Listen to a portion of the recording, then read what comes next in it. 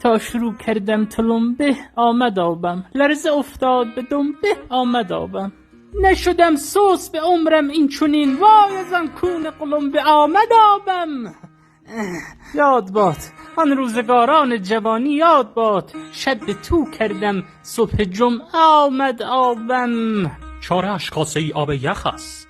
هر زمان خواست بیاید کله‌اش را بگیرید و در یخ فرو کنید. باور کنید به طرفت العینی باز می‌کردم. نه بن متی نه، نر ما به گوز بند است، به چوس پیوند است، سکته می کند. همین حالاش با 1000 تف مالی بلند می شود.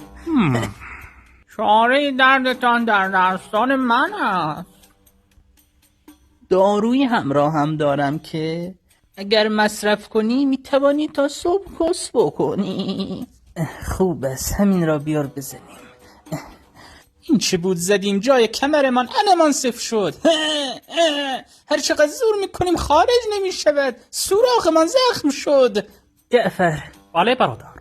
یک لوله کش معتمد بیاور تا ما را فنر بزند. تو مطمئنی این مردک لوله کش است؟ ما را نگاید، از صورتش عنقریب خارکستگی میبارد.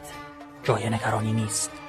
او سخت‌ترین گرفتگی ها را به آسانی بدون دخالت دست باز می‌کند.